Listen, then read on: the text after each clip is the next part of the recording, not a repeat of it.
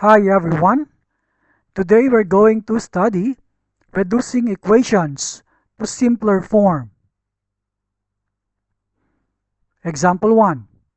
Solve 6x plus 1 all over 3 plus 1 equals x minus 3 all over 6. For equations that involve fractions, multiply the equation by the least common multiple, LCM, or LCD, of all the denominators. In our equation here, the denominators are 3 and 6. And the LCM of these two numbers is the number 6. So we multiply this equation by 6. This value 6 we multiply to each of the terms of the equation. So it becomes 6x plus 1 all over 3 times 6 plus 1 times 6 equals x minus 3 all over 6 times 6. Now let us simplify this equation. The 6 and the 3 cancels out. 6 becomes 2, 3 becomes 1. Plus 1 times 6, later we write the product, equals, we can cancel this 6 and this 6. Both becomes 1. In the first group, this 2 here, we multiply to 6x plus 1.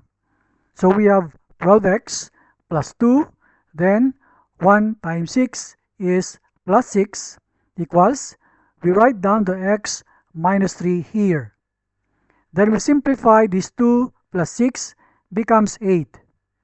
From here, let us transpose this 8 to the right side. It becomes negative later. And we transpose this x to the left.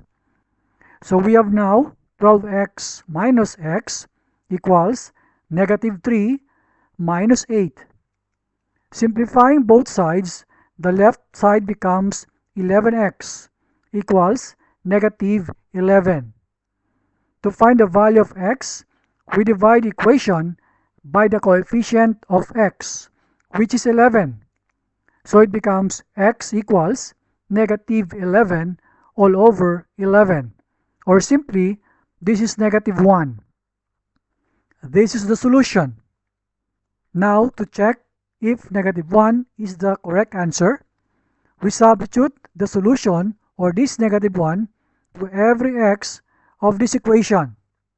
It becomes like this, and let us simplify. 6 times negative 1 is negative 6 plus 1 all over 3 plus 1, we copy down here, equals negative 1 minus 3 is negative 4 all over 6. This fraction, we simplify the numerator as negative 5 all over 3 plus 1 equals, this fraction is reduced to lowest term as negative 2 over 3. Let us simplify the left side. This one multiplied by 3 all over, we use the same denominator. So this is 3 over 3. Take note that this is equal to 1. Now let us simplify the like fractions in our left side. Negative 5 plus 3 is negative 2 all over the common denominator, which is 3. So the left side is equal to the value of the right. Then we conclude, since the left-hand side equals the right-hand side, we are now sure that negative 1 is the solution of the given equation.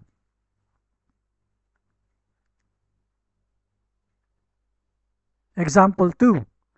Solve 5x minus 2 times the quantity 2x minus 7 equals 2 times the quantity 3x minus 1 plus 7 over 2.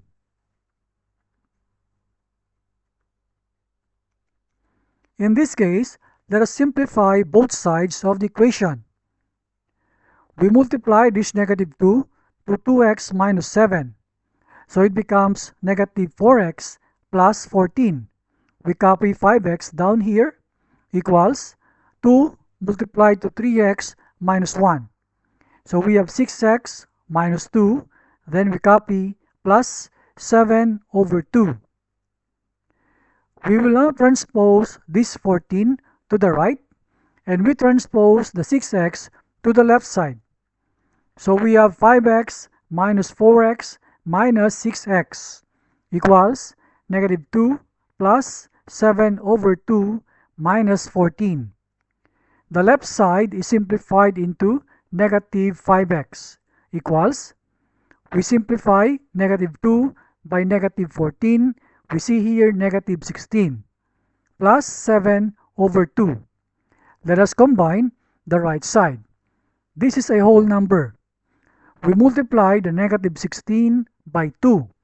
We will get negative 32 all over. We use the same denominator 2. Negative 32 over 2 is equal to the negative 16. Then we simplify the like fractions on the right side.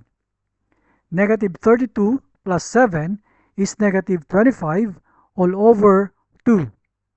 Let us solve for x. We divide the equation by the coefficient of x, which is negative 5. But since our right side is a fraction, we can also say, let's multiply this equation by negative 1 over 5. So, the left side becomes x equals, the right side is multiplied by this negative 1 over 5. And when we simplify, we can cancel this negative 25 and the 5. Negative 25 becomes negative 5, and this 5 becomes 1. Then let us multiply. Negative 5 times negative 1 all over 2 times 1 is 2. This is the solution. Now to check if this is the correct answer, let us substitute 5 over 2 to every x of the equation. So it becomes like this. Now let us simplify. This 5 times 5 over 2 is 25 over 2. Negative 2, we copy here. We multiply 2 by 5 over 2. That becomes whole number 5. Then the minus 7 comes down. Equals 2, we copy here. Multiply 3 by 5, 15 all over 2. Minus 1. And then we copy the plus 7 over 2. We simplify this 5 minus 7 as negative 2. Then we combine this 15 over 2 minus 1. Let us show that this one is a fraction. We multiply 2 by 1, which is 2, all over. We use the same denominator, 2. Note that this 2 over 2 is equal to 1. Let us simplify further. This negative 2 times negative 2 becomes positive 4 equals, we copy this 2, 15 over 2 minus 2 over 2 is 13 over 2, and then plus 7 over 2. On the left side, we combine this 25 over 2 plus 4. Let us show that this 4 is a fraction with the same denominator. So we multiply 2 by 4, that becomes 8 all over the same denominator 2. So we have 8 over 2 here equals, we multiply this 2 by 13, we will get 26 all over 2. And then plus the 7 over 2. When we simplify both sides, we can see that the left side is 33 over 2 equals the same value for the right side. Now we conclude that since the left-hand side is equal to the right-hand side, we are now sure that this 5 over 2 is the solution of the given equation.